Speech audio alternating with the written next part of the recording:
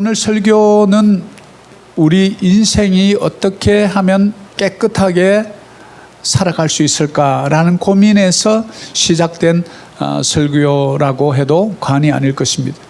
그래서 제목을 너희도 거룩하라 이렇게 제목을 붙여보았습니다. 레위기 19장 2절의 말씀으로 오늘 이 말씀을 나눌 때에 우리는 예수님께서 내가 거룩하니 너희도 거룩하라 이런 말씀 중에 뒷부분이에요. 그런데 우리는 교회에서 통상 나는 거룩한 것 같은데 당신이 좀 거룩하지 않은 것 같아. 그러니까 당신도 거룩해야 돼. 이렇게 우리가 통상 얘기하기가 쉬운데 예수님께서는 우리에게 각자에게 말씀하신다는 거예요. 내가 거룩하니 너희도 거룩하라. 이게 오늘 핵심 주제입니다.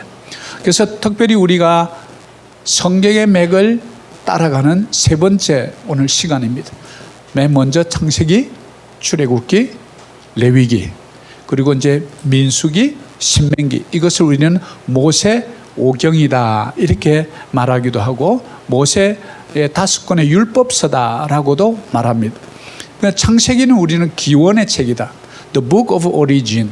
그래서 어떤 기원이냐, 인류의 기원에 대해서 알아보았고요. 죄가 어떻게 들어왔는지를 알아보았고 어떻게 죄 지은 인생들을 구원해 줄 수 있는지 그 속의 기원, 창세기 3장 15절을 통해서 우리에게 말씀으로 알려주셨습니다.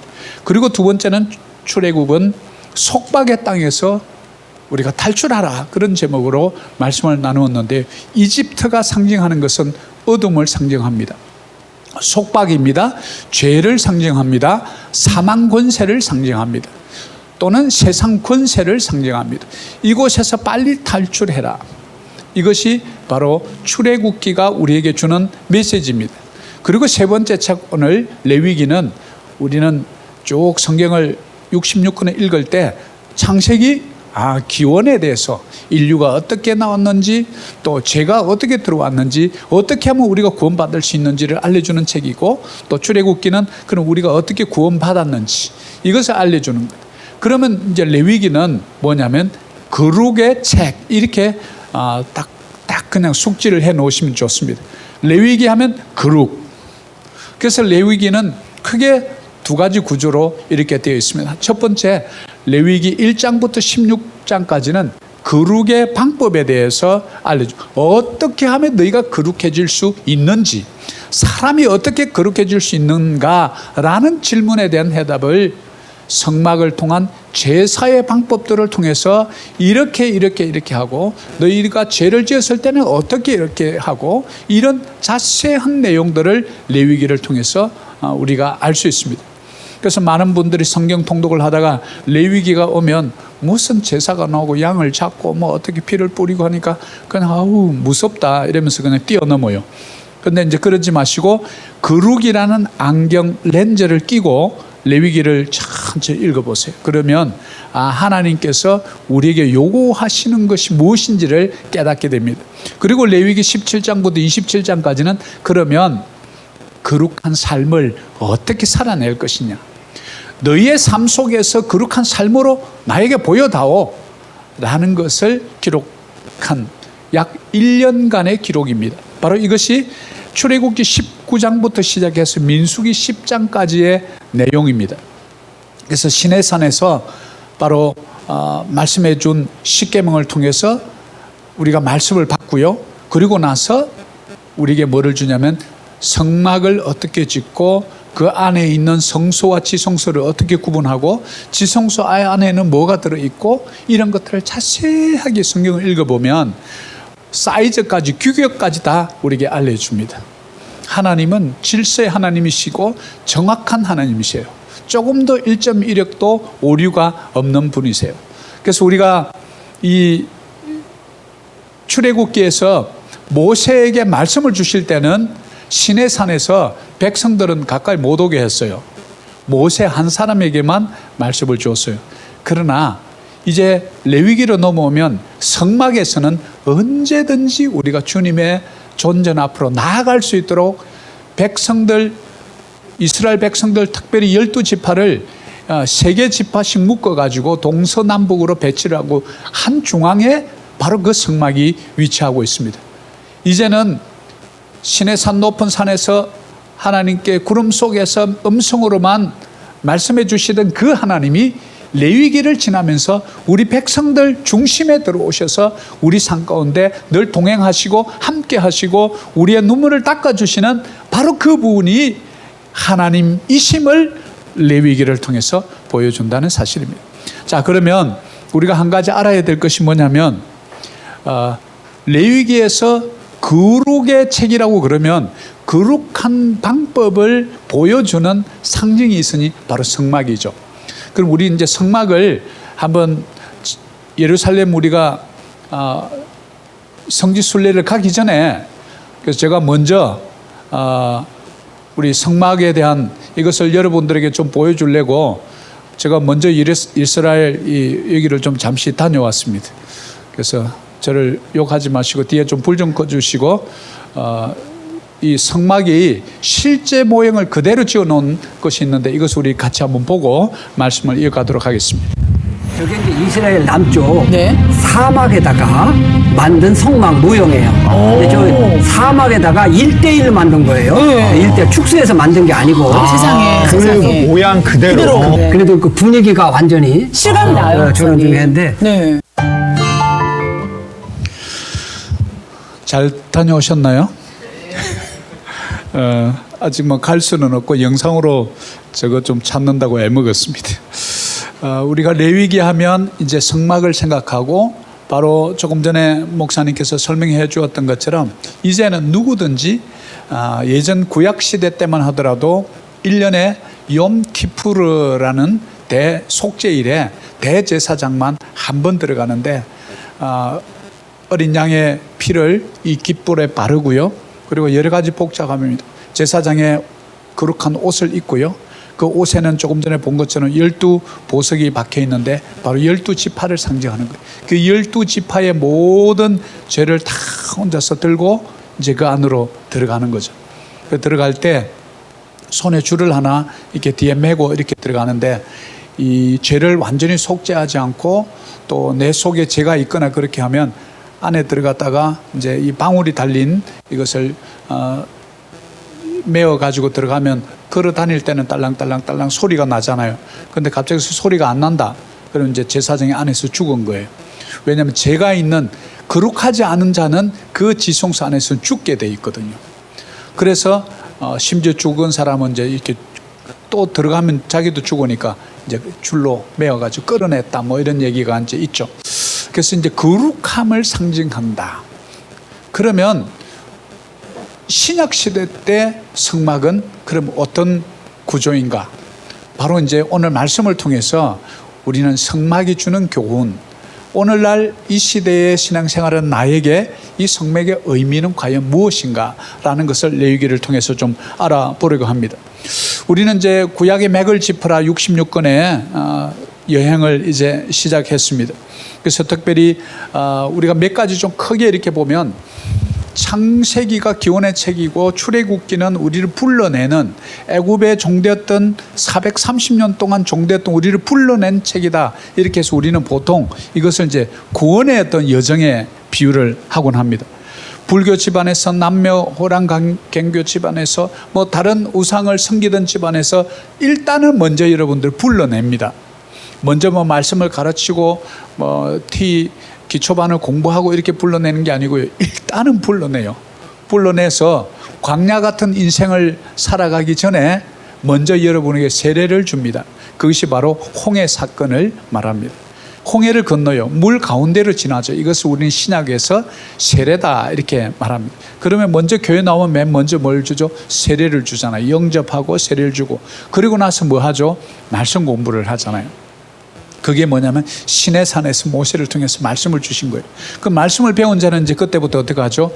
주일을 한두 번 빼먹다가 자꾸 마음에 걸리네. 다른 분들 다 교회 가던데 이러면서 이제 이 성막을 통한 예배의 습관화, 예배의 참석이 이제 이루어지는 거죠. 이것이 바로 레위기에서 우리에게 알려주는 바로 중요한 하나님의 메시지입니다. 그래서 우리 교회는 예배에 좀 목숨 걸자 이런 마음을 갖고 있는 교회예요. 그래서 예배를 통해서 하나님의 임재를 우리가 영적인 지성소 안으로 들어가는 거잖아요. 하나님의 임재가 있는 곳으로 들어가는 것, 그것이 뭡니까? 오늘날 신약시대 때 예배를 통해서 맛볼 수 있는 거예요. 예배를 통해서 갑자기 여러분은 눈물이 왜 터지죠?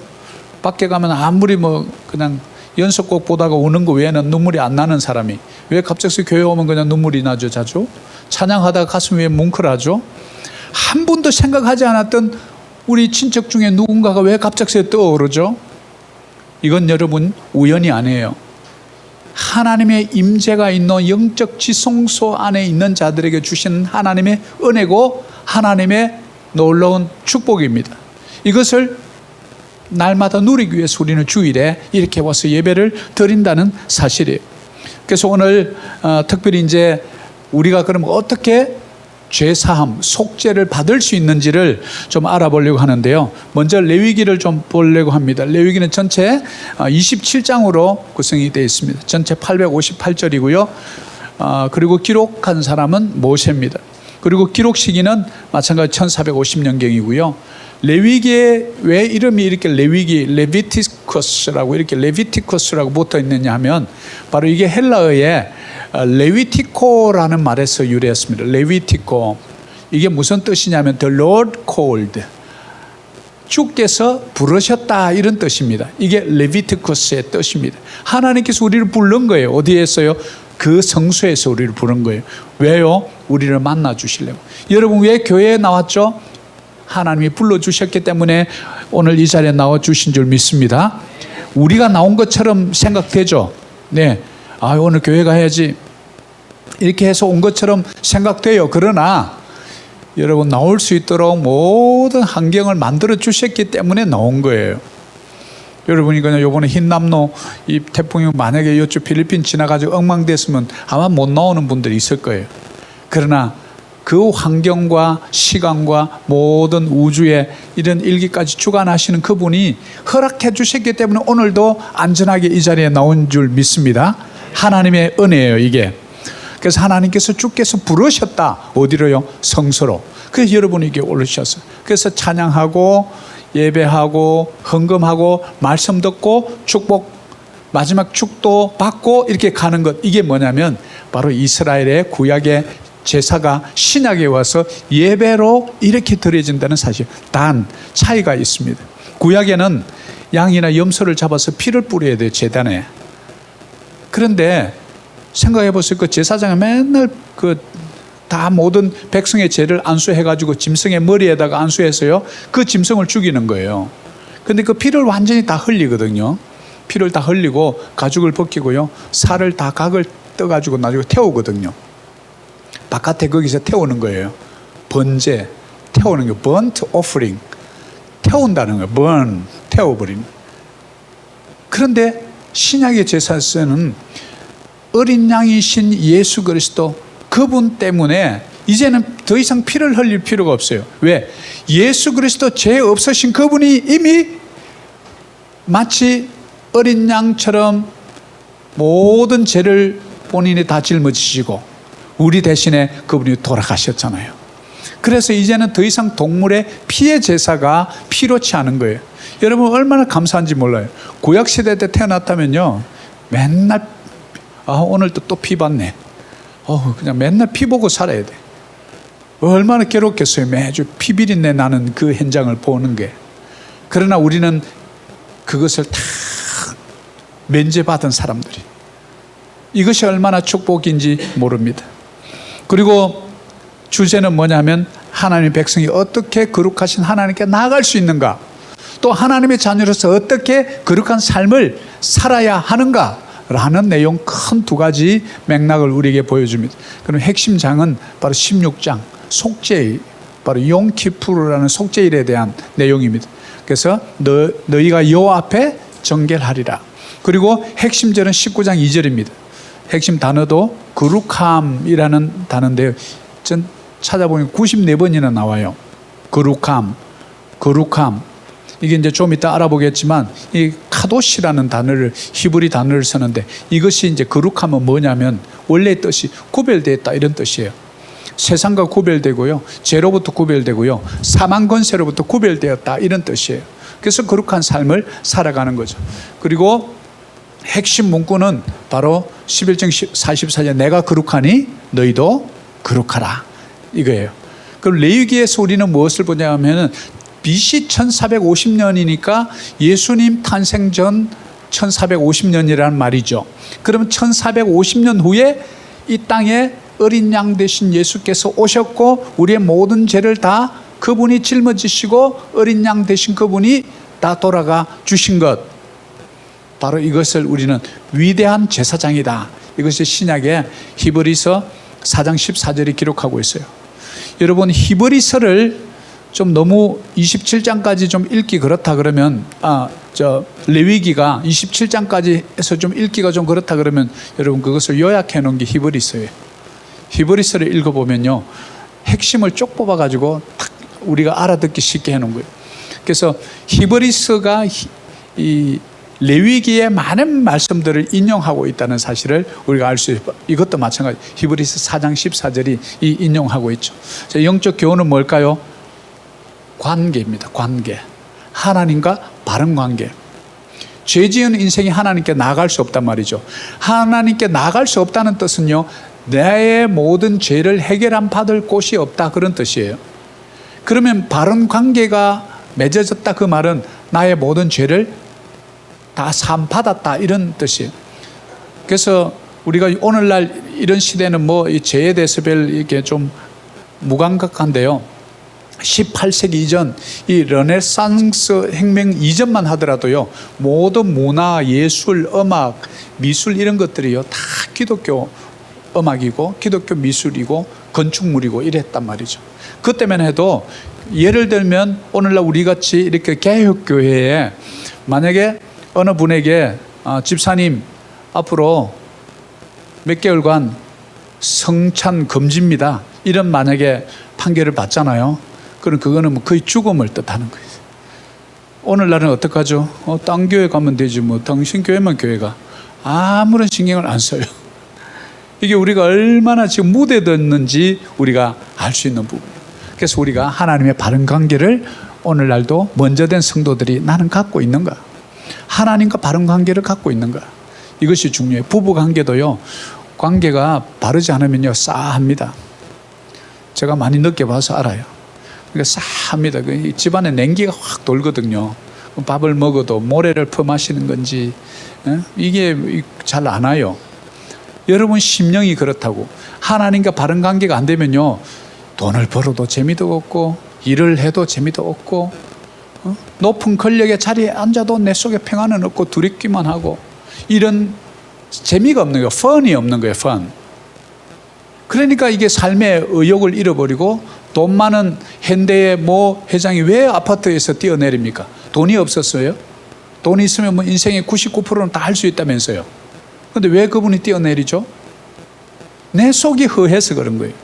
내 속이 허무하거든요. 왜? 나를 만드신 그분으로부터 떠나버렸기 때문에 그래요. 여러분, 부모님과의 관계가 문제가 있다면 반드시 해결하세요. 우리 육신의 부모는요, 보이는 하나님처럼 우리에게 보여주신 거예요.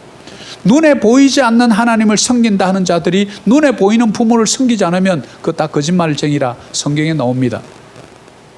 부모님과 나의 관계가 비뚤어지기만 해도요, 알게 모르게 내 속에 고민이 있고 내 속에 어둠이 있어요. 하물며 우리를 지으신 창조주 그분과의 바른 관계가 유지되지 않으면요, 인생이 어두워져요. 얼굴이 어두워져요. 돈이 있어도 안 행복하고요, 권력이 있어도 안 행복. 좋은 차는 타고 다니는데 얼굴이 어두워요. 좋은 집에 어리어리하게 사는데 기쁨이 없어요. 이게 뭡니까? 지옥이에요. 천국이 여기 있다 저기 있다 하지 마라. 천국은 너희 마음속에 있느니라. 아멘이시죠? 우리는 오늘도 천국을 경험하면서 사는 사람들입니다. 우리가 이것을 레위기를 통해서 우리가 배울 수 있는 것입니다. 그래서 레위기 19장 2절 다시 한번 봅니다. 너는 이스라엘 자손의 온 회중에게 말하여 이르라. 너희는 거룩하라. 이는 나 여호와 너희 하나님이 거룩함이니라. 이 말씀이 신약에서 에베소서 1장 7절에도 이것을 우리가 알려주는데요. 에베소서 1장 7절입니다. 자, 우리는 그리스도 안에서 그의 은혜의 풍성함을 따라 그의 피로 말미암아 속량 곧 제사함을 받았느니. 뭐로 속량 받았다고요? 속량이란 말은 리뎀션, 이거 구원받았다 이 말이죠. 교회에 나왔다 이 말이고요. 예수를 내 인생의 구세주로 영접했다 이 말입니다. 뭐로요? 그의 피로. 바로 구약의 이 동물 제사를 상징하는 거죠. 근데 이제는 그 동물의 피가 아니라 예수 그리스도의 보혈, 그것으로 말미암아 우리가 제사함을 받았다는 거예요. 그럼 레위기에서, 구약에서 매번 양을 죽이면서 양에게 인간의 죄를 전가해서 양을 죽여서 피를 흘려서 대제사장을 통해서 우리가 용서를 받았다면, 이제는 그 피를 흘려주신 대제사장 대신 예수 그분을 통해서 우리가 제사함을 얻는구나. 그래서 새로 교회 오신 분들은 영접을 하고 내가 인생의 구세주를 모셔드립니다. 하나님 내 속에 와 계세요. 왜냐하면 태어난 인생들은요, 예수를 모르는 인생들은 내 속에 하나님의 영이 없어요.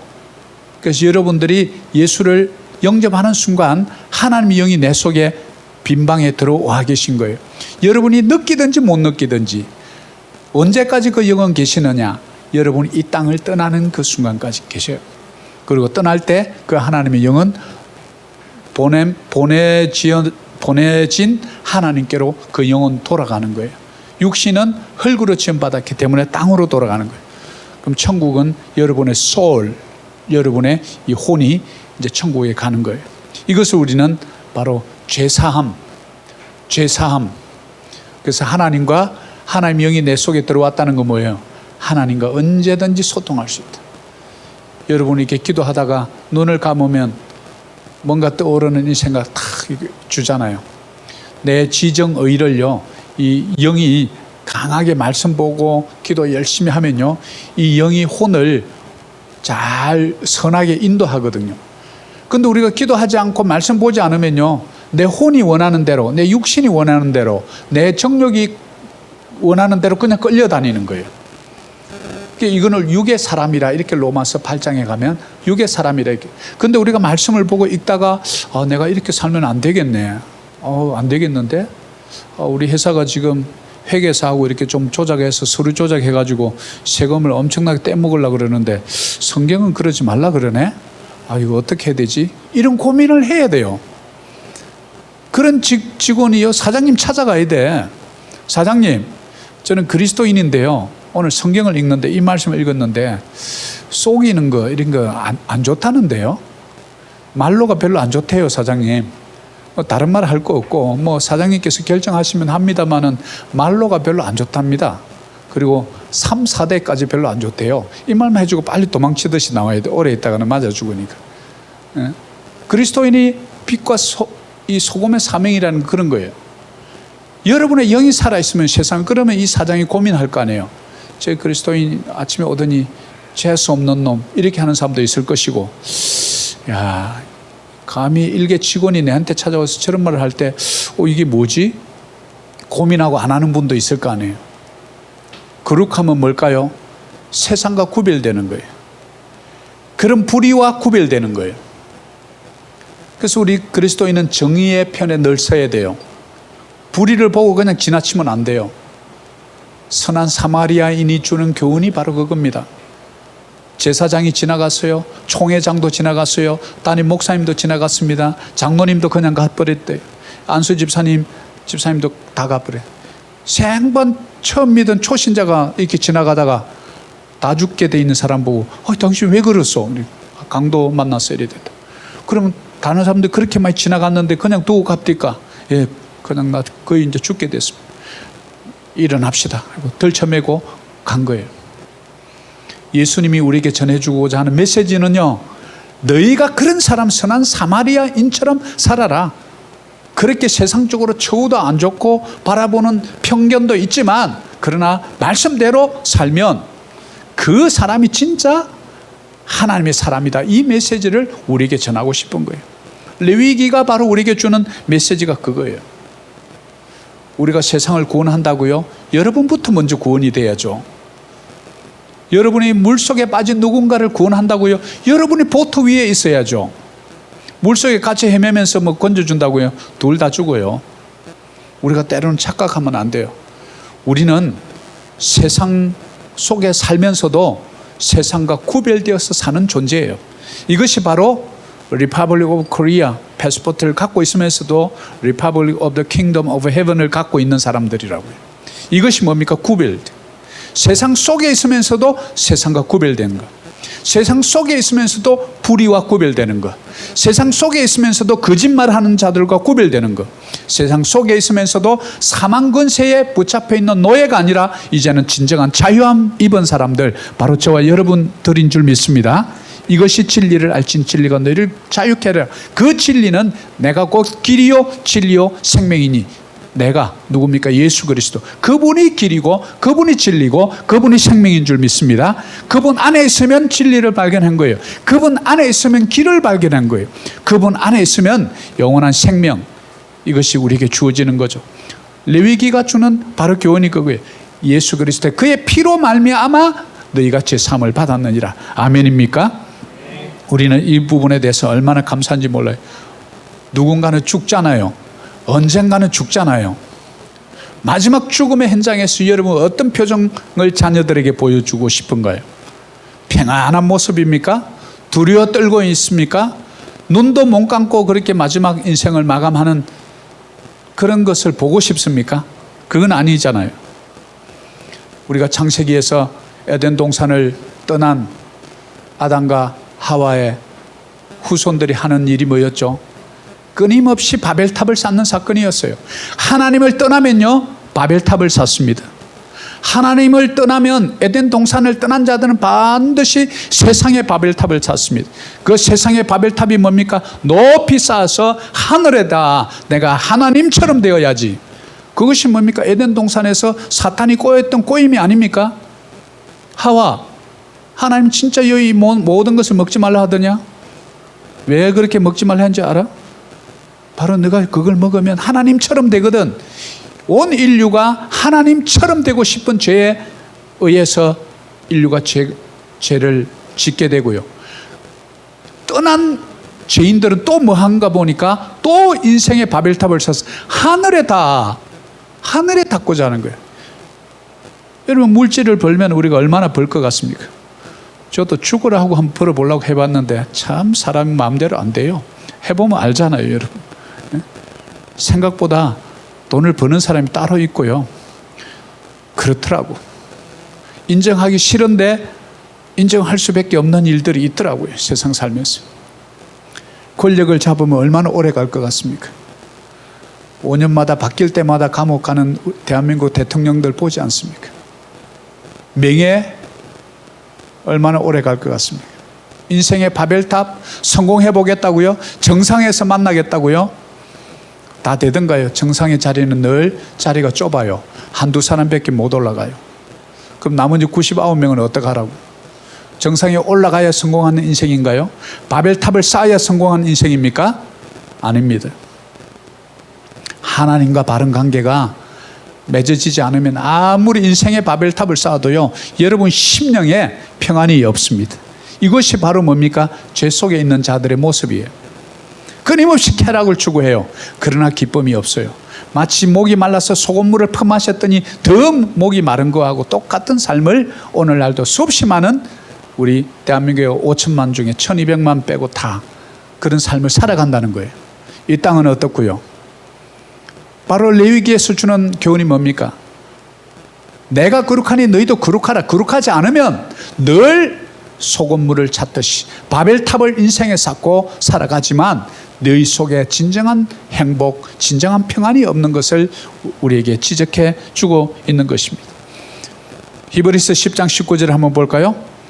그러므로 형제들아, 우리가 예수의 피를 힘입어 성소에 들어갈 담력을 얻었나니 그 길은 우리를 위하여 희장 가운데로 열어놓으신 새로운 어떤 길이에요? 살길. 사람들이 죽을 길을 택하는 사람들이 있더라고요. 그 길을 가면 반드시 망할 것 같아, 안 될 것 같아. 그런데 그 길을 가는 사람이 있어요. 그러나 어떤 이들은요, 새 길을 찾아서 가는 사람이 있어요. 비즈니스에도 새 길을 찾아가는 사람이 있어요. 우리는 그걸 갖다 벤처리스트라고 그래. 벤처 사학가라 그래. 새로운 것, 남들이 알지 못하는 일을 하는 거예요. 그런데 바로 그 휘장, 성소와 지성소를 구분하는 그 휘장 가운데로 열어놓으신 새로운 살길, 휘장은 곧 그의 육체라. 휘장은 누구예요? 예수 그리스도예요. 예수 그리스도의 몸을 찢은 거예요. 두 팔과 두 발이. 그리고 옆구리의 피를, 모든 물과 피를 다 쏟아내셨어요. 찢어졌다고 표현하는 것이 바로 예수의 몸이에요. 그것이 바로 구약에서 휘장으로 대표된 거예요. 그래서 예수님께서 마지막 가상칠언 중에 이제 다 이루었다 하기 전에 바로 그때 성소에 있는 휘장이 위에서부터 아래로 쫙 찢어지는 거예요. 대제사장이신 그분의 몸이 찢어지자 새로운 살길이 열렸다라는 것을 우리에게 상징적으로 보여주는 거예요. 그래서 여러분이 동물 제사 옛날 같으면 전부 염소 양 한 마리씩 다 끌고 와야 돼요. 돈 없으면 비둘기라도 잡아가지고. 그 제사장에 타락한 제사장이 그 양이 쩔름쩔름 이렇게 쩔름발인데 어디서 싸구리를 사왔노 이렇게 얘기하면 다시 딴 거 가져와야 돼요. 그런 복잡하고 거추장스러웠던 제사를요, 예수님이 말끔하게 정리해 준 거예요. 이게 얼마나 은혜고 감사한지 모릅니다. 누가복음 23장 45절 한번 볼까요? 이 말씀은 같이 읽습니다. 성소의 휘장이 한가운데가 찢어지더라. 예수께서 큰 소리로 불러 이르시되 아버지 내 영혼을 아버지 손에 부탁하나이다 하고 이 말씀을 하신 후 숨지니라. 마지막 숨이 딱 끊어지기 전에 무슨 일이 일어났어요? 성소의 휘장이 한가운데가 찢어졌다. The 성소 veil, 우리가 베일을 벗기다 이러잖아요. The veil of the temple was torn in two. 두 개로 딱 찢어져 버려요. 우리에게 새 길을 열어준 거예요. 길 대신 예수. 내가 곧 길이요. 어떤 길입니까? 그 생명의 길을 예수님이 열어주신 거예요. 여러분, 누군가는 새로운 길을 늘 떠납니다. 한국에서 필리핀을 떠나올 때 여러분 두려웠죠. 또 어떤 일은 필리핀에서 한국으로 다시 새로운 길을 떠납니다. 새로운 길을 떠나면 늘 두렵습니다. 또 어떤 일은 설레임이 있습니다. 새로운 기대와 희망이 있습니다. 가야 될 목적지가 있는 분들은 그래요. 그러나 목적지가 없이 떠나는 분들은 불안합니다. 방황합니다. 가다가 목적지까지 못 갑니다. 바로 길을 못 찾았기 때문에 그래요. 세상에 많은 사람들이 길을 찾으려고 이상한 종교를 만들어내요. 공산주의도 바로 그런 산물이에요. 그 진리의 길을 찾으려다가 만들어낸 수없이 많은 파생되어 있는 종교들, 우리는 일명 우상이라고 하는 종교에 우리가 많은 사람들이 희생양이 되고 있잖아요. 길을 제대로 못 찾으면 그렇게 낭떠러지로 가는 거예요. 인생의 길을 제대로 못 만나면 그런 거예요. 인생이 방황하면 그래서 예수를 만나야 사는 줄 믿습니다. 영적 생활에 있어서 신앙생활의 방황은 좋은 교회 만나면 끝나는 줄 믿습니다. 이게 중요해요. 말씀 중심의 교회를 만나면 우리의 모든 영혼의 갈급함이 해결되는 것이죠. 바로 요한복음 14장 6절이 이거 우리에게 알려주잖아요. 자, 같이 한번 크게 읽습니다. 예수께서 이르시되 내가 곧 길이요 진리요 생명이니 나로 말미암지 않고는 아버지께로 올 자가 없느니라. 오직 예수, 솔라 크리스토스. 바로 이것이 종교교회에게 5개 솔라 중에 바로 이거예요. 오직 예수, 나로 말미암지 않고는 아버지께로. 타 종교에는 구원이 없다. 이것 때문에 타 종교로부터 많은 공격을 받아요. 편협되다. 개신교는 어떻게 자기들 예수 외에는 길이 없다고 그렇게 말하느냐. 아니, 이게 산을 올라가는데, 지리산 올라가는데 저 전라도 쪽에서 올라가는 길도 있고 경상도 쪽에서 올라가는 길, 다른 이쪽에도 반대편에도 있고 길이 있는 것이지 어떻게 유일한 길만 있다고 그러냐. 끊임없이 도전해요. 그러나 진리는 늘 복잡하지 않고 단순하고 딱 한 가지예요. 참과 거짓 중에 참은 그냥 참 하나예요. 진리는 하나예요. 진리는 단순해요. 그리고 그 진리는 질서고요. 그래서 아버지께로 올 자가 없느니라. 다른 이렇게 토가 안 붙어 있습니다. 한국말로 하면 나 외에는 구원 없다. 땡. 이 말이에요. 쉽게 얘기하면. 내가 곧 길이다. 이런 말은 그 어떤 인간도 할 수 없는 말이에요. 내가 곧 진리다. 왜? 진리가 뭔지를 모르는 인생들이 어떻게 내가 진리라고 말할 수 있죠? 우리는 죽어야 되는 유한한 인생이 어떻게 내가 생명이다 이렇게 말할 수 있죠? 그럴 수 없죠. 불멸의 어떤 존재만이 이런 말을 할 수 있는 거죠. 왜? 안 죽으니까. 우리가 길을 안다는 것 얼마나 위로가 되는지 모릅니다. 자, 그러면 이제 전반 부분이 이렇다면 그럼 우리는 어떻게 살아낼 건가? 구원은 예수 그리스도를 믿음으로 그분의 보혈이 피가 우리에게 구원을 주었다면 이제는 그러면 구원받은 인생들이 소위 예수 믿는 인생들이 이 세상에서 어떻게 살아낼 것인가? 이제 이 주제를 두 번째로 다루어 볼 텐데요. 바로 레위기 11장 44절 같이 한번 읽을까요? 나는 여호와 너희의 하나님이라. 내가 거룩하니 너희도 몸을 구별하여 거룩하게 하고 땅에 기는 길짐승으로 말미암아 스스로 더럽히지 말라. 나는 너희의 하나님이 되려고 너희를 애굽 땅에서 인도하여 낸 여호와라. 내가 거룩하니 너희도 거룩할지니라. 자, 요 말 중에 이제 거룩이란 말이 계속 나오죠. 내가 거룩하니 너희도 거룩하고 또 너희의 하나님이 되려고 내가 거룩하니 너희도 거룩하라. 자, 이게 그 다음 장면을 보면 이 거룩이란 말이 이제 우리가 정확하게 교회 다니면서 자주 쓰는 말, 뭐 은혜도 있고 많은 뭐 이런 것도 있지만 이 거룩이란 말을 참 많이 들어요. 그 이게 거룩이란 말, holiness 또는 holy라는 뜻이 정확하게 뭔 뜻인지를 알려면 히브리 원어를 좀 찾아볼 필요가 있어요. 이 말이 거룩이란 단어가 원래 카도시라는 뜻이에요. 카도시. 그래서 이게 지금 94번이나 등장합니다. 이 거룩은 뭐냐면 쉽게 말해서 구별 이런 뜻이에요. 구별은 뭐로부터 구별이냐면 죄로부터 구별이에요. 애굽으로부터 불러낸 받은 자, 사망으로부터 불러낸 받은 자, 불의로부터 불러낸 받은 자. 그래서 우리가 하나님과 관계가 깨어졌던 우리가 이제는 관계가 회복되어서 세상과 이제 구별된 삶. 이걸 우리는 뭐냐면 카도시, 거룩이라 이렇게 말합니다. 그래서 우리 구약의 이 제사는 끊임없이 그리스도의 속죄의 그림자를 보여줘요. 그래서 쉽게 얘기해서 구약은 모형이다, 그림자다. 그리고 신약은 실제다. 뭐 이렇게.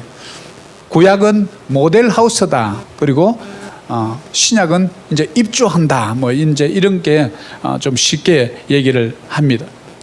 자, 그러면 왜 우리가 그렇게 해야 되는가? 거룩한 뜻이 구별이라면 세상과 구별되고 불의와 구별되고 또 사망 권세로부터 구별되어야 한다면 그러면 우리는 그러면 이 거룩이 하나님께서 원하신다는 뜻을 우리가 분명히 좀 하고 넘어가면 좋을 것 같아요. 바로 데살로니가 전서 4장 3절입니다. 같이 한번 볼까요? 하나님의 뜻은 이것이니 너희의 하나님의 뜻이 뭐라고요? 너희의 거룩함이라. 아, 그렇구나. 하나님의 우리는 그런 말을 자주 합니다. 아, 하나님 뜻대로 살아야지. 그런데 두 번째 질문을 합니다. 하나님 뜻이 뭐죠? 잘 살아야죠. 또요. 그리고 이제 그냥 말문이 탁 막혀.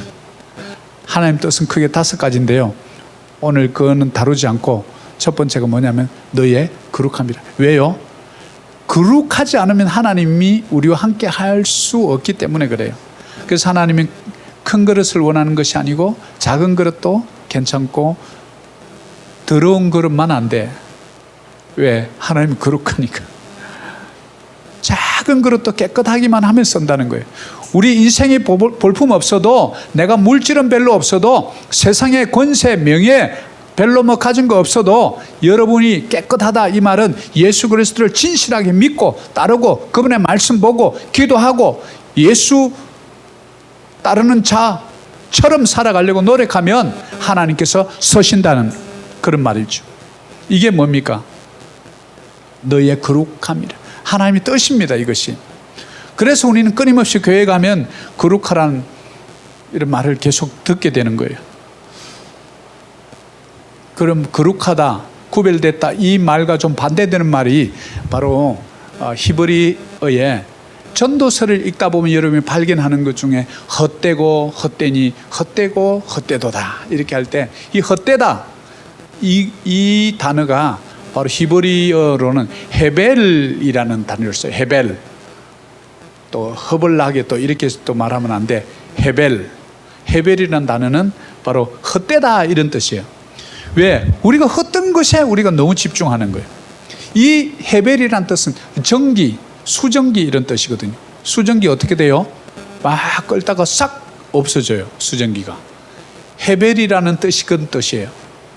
거룩이라는 뜻, 카도시가 구별됐다 이런 뜻이라면 헤벨이라는 뜻은 전기처럼 싹 있다가 있는 것처럼 보이다가 없어지는 거예요. 우리가 이것을 헛되고 헛되니 모든 것이 헛되도다.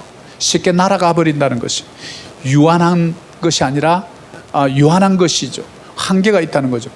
잠시 필요하다가 없어지는 것을 말해요. 바로 그런 것들이 어떤 것들이 있을까요? 수전기처럼 날아가 버린 거예요. 우리가 당연하다고 생각하는 것들요 있는데 헛된 신앙, 또 재미있는 거. 어제 재미있는데 오늘까지 계속 재밌습니까? 그 일 안 하면 또 재미없어요. 금세 날아가요. 여러분 그거 아십니까? 여러분 죄 짓는 거는 재미있는 거라고. 근데 거룩은 재미가 별로 없어요. 죄 짓는 거는요 별로 노력을 안 해도 그냥 죄를 지어요. 거룩은 노력을 해야 돼요. 죄를 짓는 거는 시간이 얼마나 빨리 가는지 몰라요. 거룩은요 시간이 얼마나 안 가는지 몰라요. 죄 짓는 것은 여러분 노력이 필요 없습니다. 본능에 그냥 충실하면 돼요. 그러나 거룩한 것은 재미도 없고요 시간과 노력도 필요해요. 솔직히 얘기해서 여러분 아침에 성경 제가 올려드리지만 읽으려면 쉬워요? 힘들어요? 내용은 별것도 아니에요. 얼마 안 돼. 근데 꼭 뭘 보려고 하면 누가 전화 와. 그리고 또 그 다음 두 번째 넘어가려고 그러면 부엌에서 막 씩 소리가 나면서 불을 내가 안 껐구나. 또 달려가 또 오면 또 벌써 어디 있지 읽었는지를 또 몰라. 그래도 두 번째를 못 넘어가. 거룩은 이렇게 힘들어요. 예배에 오는 것도 마찬가지예요. 예배에 오려고 하면 꼭 무슨 집에 일이 생길 것 같아. 이게 뭡니까? 거룩은요 훈련이 필요하다는 사실이에요. 그렇구나. 이 헤벨 그냥 유한한 가치, 잠시 있다가 없어지는 가치들은 재미도 있고 시간도 잘 가고 이렇지만 이 거룩은 우리가 훈련되지 않으면 안 되는구나. 그래서 안식일을 거룩히 지키라 명령을 해놓은 거예요. 주일 예배는 빠지지 마라 명령을 해놓은 거예요. 왜? 여러분이 이렇게 교회 오니까 말씀이라도 듣고 찬양도 하고 이렇게 하지 세상에 나가면 그냥 유튜브 들고 또 재밌게 보고 영화관 가고 재밌게 놀잖아요. 눈을 즐겁게 하고 귀를 즐겁게 하고 입을 즐겁게 하고 마음을 즐겁게 하고 이런 일 육신의 쾌락으로 즐겁게 하는 일에 우리가 대부분 시간 쓰잖아요 솔직히. 그런데 거룩은 훈련이 돼야 된다 사실. 그래서 우리 교인들은 복 받은 거예요.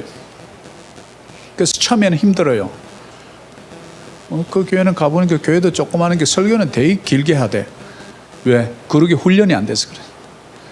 우리가 이렇게 건강한 청년들이 대전 논산 훈련소 가면요 1시간이 그렇게 지루해. 시간이 안 가. 말년 병장도 하루하루가 그렇게 지루해. 안 가 시간이. 그런데 병장은 가만 노는 것 같으면서도 뭐 훈련할 거 있으면 가만 노는 것 같은데 뭐 언제 보면 일을 다 해놔. 그리고 이등병은 뭐 열심히 하는 것 같아. 그런데 늘 이렇게 나오다 보면 뭐 빠뜨리고 야전사 빠뜨리고 오고 물병 안 들고 오고 막 이래. 훈련이 된 사람하고 안 된 사람의 차이예요. 교회에서 영적인 용사들, 전사들은요 훈련이 돼야 됩니다. 그래야 거룩해진다는 사실. 때를 빼야 되거든요. 기도에 훈련이 필요하거든요. 말씀을 통해서 내 영이 강건해져야 되거든요. 내 말씀이 들어오면 세상의 생각이 자꾸 도망가거든요. 로마서 6장 22절 한번 볼까요? 자, 같이 한번 봅니다. 그러나 이제는 너희가 죄로부터 해방되고 하나님께 종이 되어 거룩함에 이르는 열매를 맺었으니 그 마지막은 영생이라. 거룩함이 이르는 열매를 맺었는데 그 열매의 마지막이 뭐라고요? 영생이라. 죄의 삭은 사망이요 하나님의 은사인 그리스도 예수 주 안에 있는 영생이니라. 그러면 하나님께서 왜 우리에게 거룩을 요하는가? 거룩의 열매가 뭐기 때문에? 영생이구나. 그렇구나. 하나님께서 내가 거룩하니 너희도 거룩하라. 하나님은 하나님처럼이니까 거룩해지면 우리 인간들은 힘들어요. 세상 속에서 살면서 흙도 묻고요, 먼지도 묻고 때도 묻어요. 그게 인생살인데 어떻게 하나님 그럴 수 있습니까? 그럼에도 불구하고 하나님이 내가 거룩하니 너희도 거룩하라. 왜 그래요? 그래야 우리에게 영생, 그 마지막은 영생이라, 영원한 생명이라 이 뜻이죠. 60년 70년 살다가 죽는 인생이 아니란 얘기예요. 우리 주 안에 있는 영생이라. 근데 우리 주 안에 있다 이렇게 표현을 하죠. 예수 안에 있는 자들에게 주는 선물이기 때문에 그래요. 우리 여기 보니까 너희가 죄로부터 해방됐고 하나님께 종이 되었다 이렇게 하니까 우리는 이 종 그러면 그랬던 어떤 선입견, 편견이 있어요. 아니 종이면 뭐 마음대로 뭐 죽이기도 하고 살리기도 합니까? 그 뜻이 아니고 종은요 주인의 책임 아래에 있는 사람을 말하는 거예요.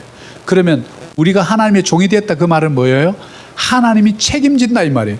하나님이 돌보신다 이 말입니다. 바로 그 개념이에요. 이 땅에서 이제 하나님을 아버지로 모시고 살아가는 사람들은 하나님께서 책임지는 줄 믿습니다. 하나님께서 돌보시는 줄 믿습니다. 생각지도 않은 어느 날 뭔가 좋은 일이 일어날 때 하나님께서 깜짝 선물을 준 거예요. 그럴 때 뭐예요?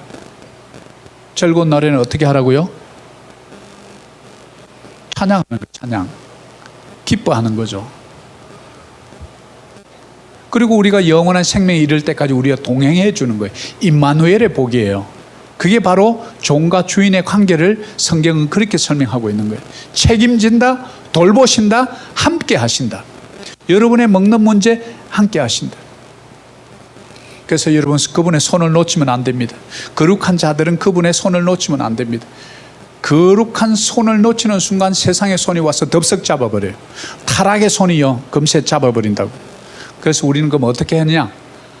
히브리서 12장 제가 말씀드렸죠. 바로 이 레위기의 많은 내용들이 히브리서에서 새롭게 설명해서 우리에게 쉽게 해준다고. 12장이죠. 오늘 마지막으로 오늘 말씀 볼까요? 큰 소리를 한번 읽습니다.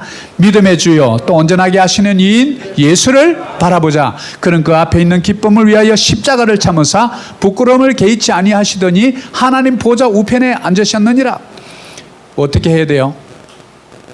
믿음의 열매, 거룩함의 열매는 영생이라. 그러면 그 영생을 잃지 않고 끝까지 우리가 하나님의 자녀로서 살아가는데 거룩은 필수인데 그러면 어떻게 해야 되느냐? 예수를 바라보라. 키워드예요. 예수를 바라보라. 근데 그 예수가 어떤 분이냐? 믿음의 주요 온전케 하신다. 우리 말은 좀 어려워요. Looking unto Jesus, the author. author가 누구예요? 저자잖아요. 저자이면서 finish of our faith. 우리 믿음의 마지막 종결자. 믿음을 마지막 점을 딱 짓는 분. 그 예수를 바라보라는 거예요. 여러분의 믿음의 종착역에까지 딱 완전하게 인도하시는 그분. 믿음의 주요 이렇게 표현하는 거예요. 그분을 바라보는 거예요. 사랑하는 교회 여러분, 예수 그분을 바라보시기를 축복합니다.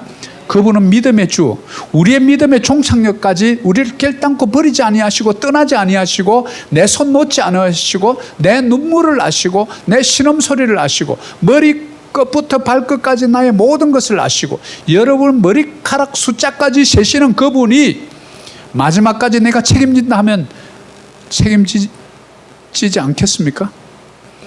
그분을 바라보라는 거예요. 그분을. 세상 권세 바라보지 말고.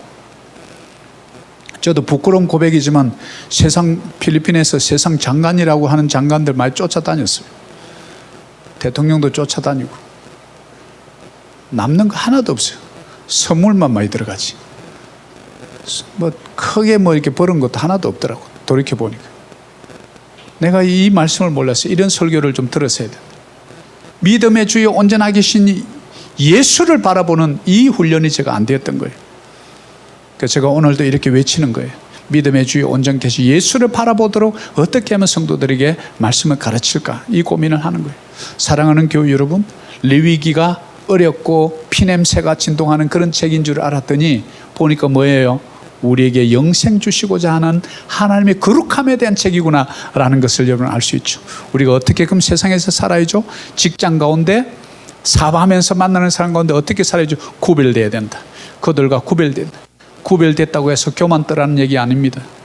그들 속에 함께하면서도 그들이 감히 범접하지 못하는 고상한 영생의 선물을 가진 자처럼 담대하게 당당하게 어깨를 펴고 기죽지 말고, 또 많이 있다고 유한한 그런 가치에 같이 두지 말고, 나는 영원한 생명을 소유한 자다, 나는 하나님의 대사다, 필리핀에, 이런 마음으로 떳떳하게 하면 상대가 보고 저 사람 뭔가 뒷배경이 튼튼한 것 같은데, 뭐 차는 보니까 아까 별로 안 좋은 차 끌고 왔던데 당당한 거 보니까 뭐가 있긴 있나 봐, 이렇게 해서 여러분과 사업이 되는 거야. 이걸 우리가 깨달아야 돼. 하나님의 자녀는 당당하게 사는 거예요. 왜? 온전하신 예수를 바라보기 때문에 그렇습니다. 오늘 레위기를 통해서 오늘 말씀을 맺습니다. 우리가 삶 속에서 어떻게 실천해야 될까요? 그룹 4가지를 좀 저는 말하고 싶습니다. 첫째는 가정생활 속에서 그룹입니다. 가장 먼저는요, 십계명의 4번째, 내 부모를 주 안에서 공경하라. 이것이 땅에서 네가 잘되고 장수하는 비결이라, 이렇게 성경이 딱 못을 박아줍니다. 가정생활요, 부모를 공경할 때 우리 자녀들이 우리를 공경합니다.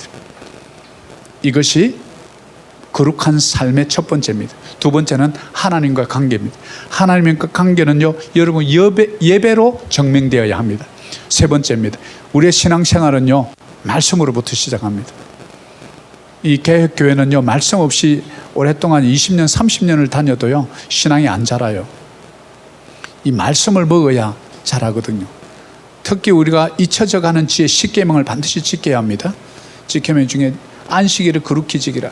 하나님과의 관계 네 가지 중에서 4번째가 안식일을 거룩히 지키라. 바로 주일을 말하는 거예요. 4번째, 사회생활 어떻게 해줘? 이웃 사랑의 마음을 갖고. 물건 팔 때도요, 내 물건 팔아갖고 당신 이거 사면 진짜 복된다, 그런 물건만 팔아야 돼요. 이 물건 팔았는데 상대를 죽이고 상대를 몸을 병들게 하고 이상한 조미료 많이 넣고 술을 팔아갖고 상대의 위와 간을 다 베리게 해서 간암 걸리게 하고 위암 걸리게 하면 그는 장사가 안 좋은 거잖아요. 이웃 사랑은 바로 그렇게 좋은 물건을 있을 때 샀을 때 그 분도 복이 되고 나도 덕이 돼야 돼. 그런 물건만 파는 거예요. 우리 그리스도인은 그게 바로 하나님의 사람이에요. 나도 잘 되고 남을 잘 되고. 그러면 하나님 보고요, 저 분도 하나님의 자녀고 나도 자녀인데 둘 다 잘 되니까 하나님이 마음이 좋으니까 하나님의 주머니가 열리니까 축복이 따블러 오는 거예요. 그래서 그것을 성경은 30배, 60배, 100배라고 이렇게 표현을 해놓은 거예요. 사랑하는 교회 여러분, 레위기를 통한 거룩함이 드러나는 삶, 바로 그것은 우리의 가정생활에서, 우리의 하나님과의 관계에서, 예배로, 그리고 우리 신앙생활, 말씀 중심의 삶에서, 4번째는 사회생활 가운데 내 이웃을 내 몸과 같이 사랑하라. 이것이 첫째 되는 계명이고 둘째 되는 계명인데, 2가지 중에 하나님 사랑, 이웃 사랑, 이것을 우리는 바로 1450년 전 BC, 그리고 지금 2200년 3600년 전에 일어났던 레위기를 통한 지혜, 바로 오늘 이 시간에 하나님께서 여러분 심령해 주시는 하나님의 메시지, 지혜인 줄 믿습니다. 이런 지혜가 여러분 삶을 앞으로 건강하게 이끌어가기를 간절히 소망합니다. 자, 너희도 거룩하라. 그의 피로 말미암는 제3의 은혜를 보고요, 생명의 길 되신 예수를 바라보시는 여러분 되시기를 간절히 축복합니다. 자, 이것으로 모든 예배를 마칩니다. 우리 다 같이 일어나셔서 오늘 결단의 찬양하면 좋겠습니다. 우리 9월의 찬양은 바로 누군가